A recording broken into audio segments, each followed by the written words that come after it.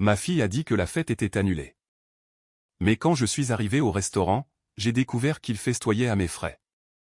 Tout le monde était là, même mon ex-infidèle. Il est comme un fils pour nous, a dit papa. Je suis parti sans payer et j'ai emporté mon cadeau.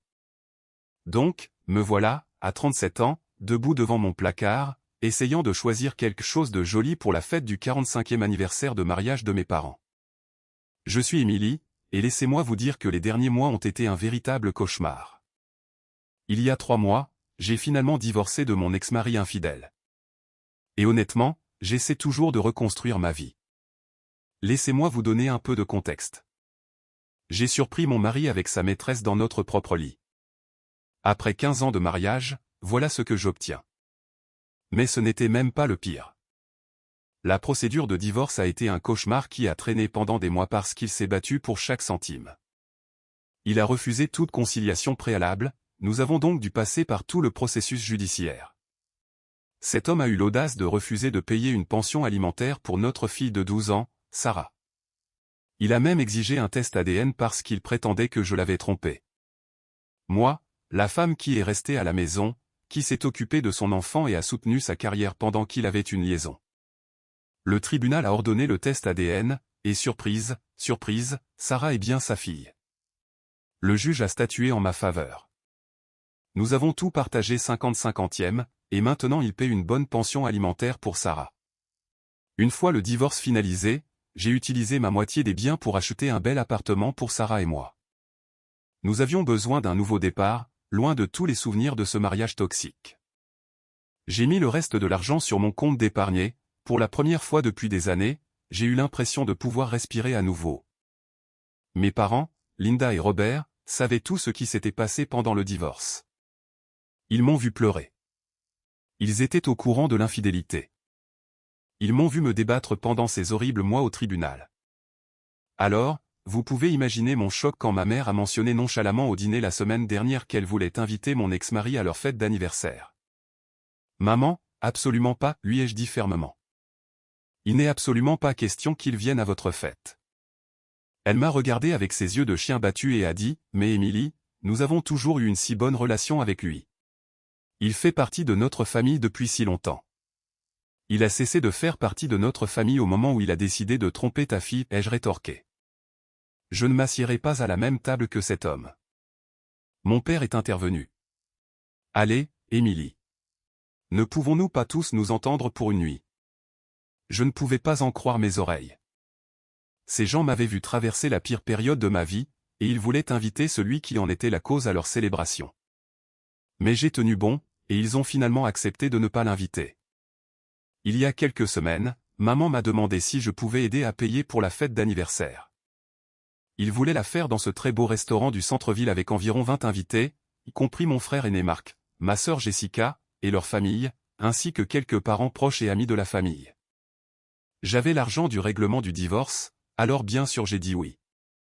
J'ai donné à maman assez d'argent pour acheter de belles tenues pour elle et papa, et je lui ai donné accès à mon compte pour qu'elle puisse réserver le restaurant et tout payer. 2 semaines avant la fête, j'ai appelé Marc et Jessica pour qu'on se retrouve dans un café. J'ai eu cette idée de mettre notre argent en commun pour acheter à maman et papa une très belle voiture comme cadeau surprise. Je pensais qu'on pourrait chacun cotiser pour leur acheter cette Honda qui le regarde, ai-je dit en remuant mon latte. Marc a immédiatement secoué la tête.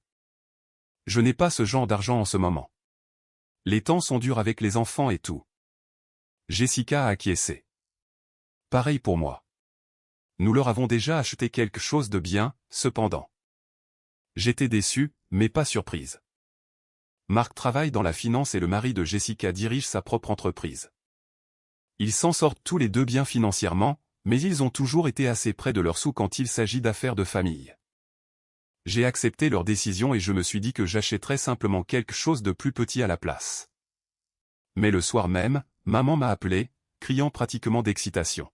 « Émilie, je viens de parler à Marc et il m'a parlé de la voiture. Oh mon Dieu, ton père et moi sommes tellement ravis. Nous n'arrivons pas à croire que tu veuilles faire quelque chose d'aussi généreux pour nous. » Mon cœur s'est serré. Je voulais lui dire que j'avais changé d'avis, que Marc et Jessica s'étaient retirés, mais elle était si heureuse.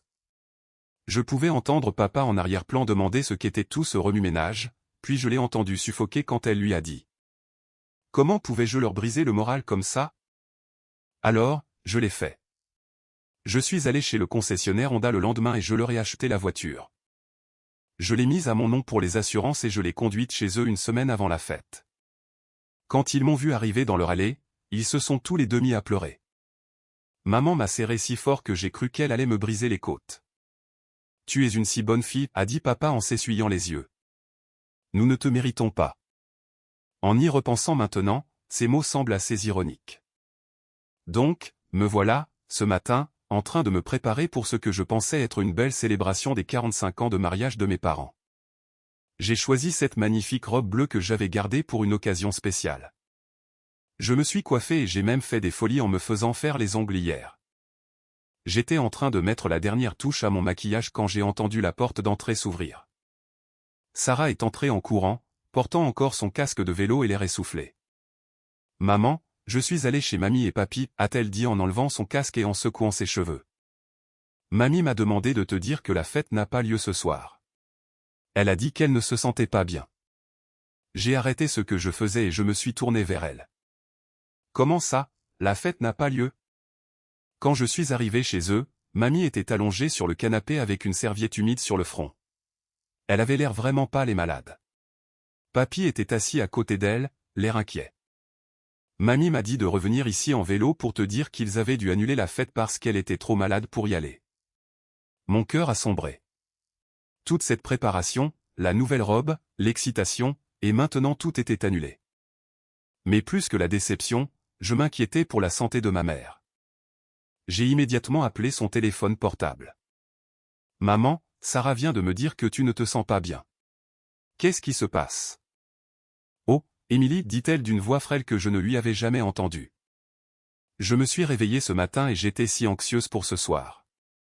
Ma tension artérielle a grimpé. J'ai eu des vertiges. J'ai même dû appeler une ambulance tout à l'heure, mais ils ont dit que j'avais juste besoin de me reposer. » « Une ambulance ? Maman, pourquoi ne m'as-tu pas appelé ? Je ne voulais pas t'inquiéter, ma chérie. Et maintenant, le dos de ton père lui fait mal à force de m'aider à me mettre sur le canapé. Nous sommes tous les deux en piteux état aujourd'hui. Je suis tellement désolé pour la fête, mais il n'y a aucun moyen que nous puissions venir ce soir. Je pouvais entendre papa gémir en arrière-plan, et maman semblait vraiment malade. Veux-tu que je vienne t'aider pour quelque chose ? Je peux apporter de la soupe ou aider papa avec son dos. Non, non, ne t'inquiète pas pour nous. Nous avons juste besoin de nous reposer aujourd'hui. Je suis tellement déçu pour la fête d'anniversaire, mais que pouvons-nous y faire ? Après avoir raccroché, je me suis assise sur mon lit, toujours dans ma belle robe bleue, me sentant abattue. Sarah est venue s'asseoir à côté de moi, et elle avait l'air tout aussi déçue que moi. Je voulais vraiment porter ma nouvelle robe ce soir, dit-elle tristement. Et j'avais hâte de voir tout le monde. Je sais, ma chérie. J'étais excité aussi. Mais la santé de mamie et papy est plus importante qu'une fête. J'ai commencé à réfléchir à ce que nous pourrions faire à la place. Peut-être que nous pourrions sauver la soirée d'une manière ou d'une autre. J'ai décidé d'appeler Jessica pour voir si elle voulait dîner avec nos familles à la place. Salut, Jess. Je viens d'apprendre que maman et papa ont dû annuler la fête d'anniversaire ce soir. Je me demandais si toi et Tom vouliez dîner avec Sarah et moi. Peut-être qu'on pourrait quand même passer une bonne soirée. Il y eut une pause, puis Jessica dit rapidement, « Oh, je suis en fait occupée ce soir. Nous avons déjà prévu autre chose. » « Oh, d'accord. Eh bien, peut-être qu'on pourrait faire quelque chose demain à la place. » « Oui, peut-être. Je dois y aller maintenant. On se parle plus tard. » Elle a raccroché très vite, ce que j'ai trouvé bizarre. D'habitude, Jessica est très bavarde. J'ai décidé d'envoyer un texto à la femme de Marc, Amy, avec la même suggestion. J'ai tapé « Salut, Amy, la fête d'anniversaire a été annulée parce que maman est malade.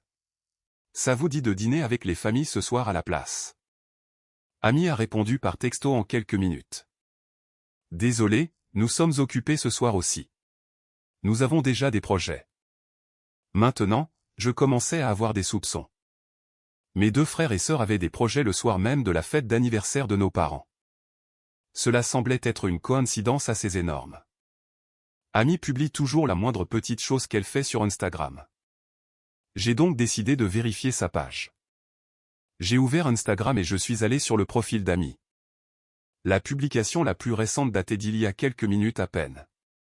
C'était une photo d'elle dans une magnifique robe rouge avec la légende « En préparation pour la célébration du 45e anniversaire de mon beau-père ». Tellement excité. J'ai fixé l'écran, complètement sous le choc. Cette publication avait été faite après que maman ait appelé pour dire que la fête était annulée, après que j'ai parlé à la fois à Jessica et à Amy et qu'elles m'aient toutes les deux dit qu'elles étaient occupées avec d'autres projets. Mes mains se sont mises à trembler alors que la réalité me frappait. Il n'y avait aucune chance que ce soit une coïncidence. Amy publiant qu'elle allait à la fête d'anniversaire de papa juste après que maman m'ait dit qu'elle était trop malade pour quitter le canapé, après que mes deux frères et sœurs aient prétendu avoir d'autres projets. J'ai eu la nausée. Est-ce que mes parents me mentaient? Avaient-ils vraiment annulé la fête ou l'avaient-ils simplement annulée pour Sarah et moi? J'ai montré la publication à Sarah. Ma chérie, regarde ça. Qu'est-ce que tu penses que ça veut dire? Sarah l'a lu et m'a regardé avec des yeux écarquillés. Maman, est-ce que ça veut dire que la fête a toujours lieu? Est-ce que ça veut dire qu'ils nous ont menti? Je ne voulais pas tirer de conclusion hâtive, mais tout concordait de la pire des manières. Mes parents me disant que la fête était annulée. Mes frères et sœurs étant tous deux mystérieusement occupés. Et maintenant Amy publiant qu'elle se préparait pour la même fête qui était soi-disant annulée. Je ne sais pas, mon bébé, mais je pense que je dois découvrir ce qui se passe vraiment. Je me suis regardé dans le miroir, portant toujours ma belle robe bleue. Eh bien, s'il y avait encore une fête, peut-être que je devrais aller voir par moi-même. Si je me trompais, j'aurais l'air d'une idiote en me présentant dans un restaurant vide. Mais si j'avais raison. J'ai laissé Sarah chez Madame Peterson, la voisine, et j'ai conduit jusqu'au restaurant, le cœur battant. Pendant tout le trajet, j'espérais me tromper. Peut-être qu'Amy avait fait une erreur dans sa publication. Peut-être qu'il y avait une autre explication. Mais au fond de moi, je savais ce que j'allais trouver. Je me suis garé devant Romano's, le restaurant italien chic où la fête était censée avoir lieu. À travers les grandes fenêtres, je pouvais voir des gens à l'intérieur, tous bien habillés. Mon estomac s'est noué alors que je me dirigeais vers l'entrée. L'hôtesse a commencé à me conduire vers l'arrière du restaurant. Et à chaque pas, je me sentais plus mal. Quand nous avons atteint la salle à manger, je me suis arrêté sur le seuil et j'ai eu l'impression que quelqu'un m'avait donné un coup de poing dans le ventre. Ils étaient tous là. Maman et papa, l'air parfaitement sains et heureux, assis à la tête d'une longue table. Marc et Amy étaient là avec leurs enfants. Jessica et Tom riaient de quelque chose. Divers oncles, tantes et amis de la famille occupaient les autres sièges.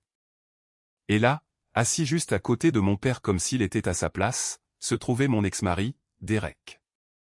Il portait un costume d'apparence chère et avait ce sourire suffisant sur le visage que je me rappelais si bien. Le même sourire qu'il avait quand je l'ai surpris avec sa maîtresse. L'hôtesse se tenait toujours à côté de moi, attendant de m'installer, mais je suis resté là, figé. Tout le monde passait un si bon moment. Maman n'était allongée sur aucun canapé avec une serviette humide. Papa ne gémissait pas de douleur à cause de son dos. Il m'avait menti. Il m'avait délibérément exclu, moi et Sarah, de leur propre fête d'anniversaire. « Madame, voulez-vous que je vous apporte une chaise ?» demanda l'hôtesse. C'est à ce moment-là que tout le monde à table m'a remarqué. Les rires ont cessé. Les conversations se sont tues au milieu des phrases. Chaque personne s'est tournée pour me regarder, debout sur le seuil dans ma robe bleue, et j'ai vu leur visage blêmir de choc. Tout le monde sauf Derek. Il s'est simplement adossé à sa chaise et m'a lancé ce sourire moqueur, comme s'il savourait chaque seconde de ce moment. « Eh bien, ai-je dit en regardant autour de la table. Quelle surprise. Maman, tu as l'air remarquablement en forme pour quelqu'un qui était trop malade pour quitter le canapé il y a 1 heure. » La bouche de maman s'est ouverte et fermée comme un poisson. Papa a baissé les yeux sur son assiette. Marc et Jessica n'osaient pas croiser mon regard. Émilie balbutia finalement maman. Nous. Ce n'est pas ce que tu crois. Vraiment? Parce qu'on dirait que vous m'avez menti, à moi et à Sarah, pour nous tenir à l'écart de votre fête afin de pouvoir inviter mon ex-mari infidèle à la place. Derek se pencha en avant et dit « Emily, tu es ravissante. Le divorce te va bien. » J'ai eu envie de lui jeter quelque chose à son visage narquois, mais j'ai gardé mon sang-froid. N'ose pas m'adresser la parole. Maman a retrouvé sa voix. « Emily, s'il te plaît, ne fais pas de scène. Nous pouvons expliquer. » Oh, j'adorerais entendre cette explication. S'il te plaît, dis-moi comment tu étais trop malade pour assister à ta propre fête d'anniversaire, mais que tu t'es miraculeusement rétabli à temps pour être assise ici à rire avec l'homme qui a détruit le mariage de ta fille. Papa a finalement levé les yeux. Derek nous a apporté un cadeau très généreux. Et il a dit qu'il voulait vraiment être là ce soir. Nous avons toujours eu une bonne relation avec lui, Emily. Il a été comme un fils pour nous. J'ai regardé mon père avec incrédulité. Comme un fils pour vous? Et ta propre fille alors? Et ta petite fille qui était excitée de porter sa nouvelle robe ce soir? Maman, l'air troublé, a dit, Derek a aidé Mark avec sa situation professionnelle et il s'en sort si bien financièrement maintenant. Nous avons pensé que ce serait bien de l'avoir ici. Alors, vous l'avez choisi lui plutôt que moi et Sarah. Jessica a finalement pris la parole, mais pas pour me défendre. Emily, tu es ridicule. Arrête de faire une scène et rentre chez toi. Nous essayons d'avoir un bon dîner de famille ici. Mark a hoché la tête. Oui, ne gâche pas la soirée spéciale de maman et papa. Pars tranquillement et nous pourrons en parler plus tard. J'ai regardé autour de la table toutes ces personnes. Mes parents pour qui j'avais acheté une voiture, mes frères et sœurs que j'avais essayé d'inclure dans les cadeaux, mes parents et amis de la famille qui étaient juste assis là à regarder ce drame se dérouler, et mon ex-mari qui aimait clairement chaque minute de mon humiliation. Puis quelque chose s'est déclenché en moi. Je me suis soudainement senti calme. Je leur ai souri à tous. Vous savez quoi? Vous avez absolument raison. Je devrais partir. Le sourire de Derek s'est encore élargi. Bonne fille. Ne te prends pas la porte en sortant. Je l'ai ignoré et j'ai regardé mes parents. J'espère que vous apprécierez votre dîner. Vraiment. Je me suis retourné et j'ai quitté la salle à manger la tête haute. Mais avant de partir, j'avais une affaire à régler. Je me suis assise dans ma voiture sur le parking et j'ai sorti mon téléphone. D'abord, j'ai appelé ma banque et leur ai demandé de bloquer immédiatement l'accès de ma mère à mon compte. Le système automatisé a confirmé que toute tentative de débit du compte serait refusée avec effet immédiat. Ensuite, j'ai appelé un service de remorquage d'Obloa. Bonjour, j'ai besoin de faire remorquer ma voiture du restaurant Romano S sur la 5e rue. C'est une Honda Civic bleue. Numéro d'immatriculation BXR 4429. J'ai tous les documents de propriété avec moi. Est-ce une situation d'urgence, madame? Oui, j'en ai besoin tout de suite. La voiture est légalement la mienne et je veux qu'elle soit déplacée à mon adresse personnelle. Je peux y retrouver votre chauffeur avec les papiers. Nous pouvons avoir quelqu'un sur place dans l'heure. Parfait. Je suis rentré chez moi pour attendre la dépanneuse, me sentant plus satisfaite que je ne l'avais été depuis des mois. Mes parents n'avaient aucune idée de ce qui les attendait. Je suis rentré vers 21h et j'ai récupéré Sarah chez Madame Peterson. Elle était déjà en pyjama, mais elle était encore réveillée et m'attendait. Comment ça s'est passé, maman? La fête avait vraiment lieu. Je me suis assise sur le canapé à côté d'elle et j'ai pris une profonde inspiration. Oui, ma chérie. La fête avait bien lieu. Tout le monde était là, y compris des gens qui n'auraient pas dû y être. Sarah m'a regardé avec ses grands yeux compréhensifs qui la faisaient paraître plus âgée que 12 ans. Ils nous ont menti, n'est-ce pas? Oui, c'est vrai. Mais tu sais quoi? On va très bien s'en sortir. Et si on commandait une pizza et qu'on faisait notre propre petite fête? On peut avoir un supplément de fromage? On peut avoir tout ce que tu veux. Nous avons commandé une pizza et nous nous sommes assis sur le canapé à manger et à regarder des films. C'était vraiment très agréable. Juste nous deux. Pas de drame, pas de mensonges, pas de gens qui font semblant d'être malades alors qu'ils ne le sont pas. Juste ma fille et moi passant un bon moment ensemble. Vers 23h, mon téléphone a commencé à vibrer. D'abord, c'était maman qui appelait, puis papa, puis Marc, puis Jessica. Je n'ai répondu à aucun d'eux. Je les ai tous laissés sur la messagerie vocale. Puis, les messages textes ont commencé à affluer. De maman, Émilie, nous ne pouvons pas payer le dîner. Ton compte est refusé. S'il te plaît, rappelle-moi. De papa, quelque chose ne va pas avec ton compte en banque. La facture du restaurant ne passe pas. S'il te plaît, règle ça. De Marc, maman et papa paniquent à propos de la facture. Qu'est-ce qui se passe? J'ai attendu environ 10 minutes, puis j'ai envoyé un seul message texte à ma mère. J'ai bloqué ton accès à mon compte. Désormais, je ne vous aiderai plus financièrement. Puis j'ai envoyé un autre message. Au fait, il y a une surprise qui vous attend sur le parking. Mon téléphone a immédiatement recommencé à sonner. Je l'ai ignoré. Environ 10 minutes plus tard, les messages paniqués ont commencé à arriver rapidement. Maman, Émilie, où est notre voiture? La Honda n'est pas sur le parking.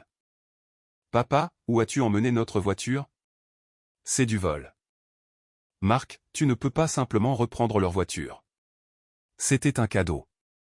Je leur ai répondu à tous par un seul message. Vous avez prouvé ce soir que vous ne méritez pas mes cadeaux. Je ne veux plus communiquer avec aucun d'entre vous. Demandez à Derek de payer votre dîner. Puis j'ai bloqué tous leurs numéros sur mon téléphone.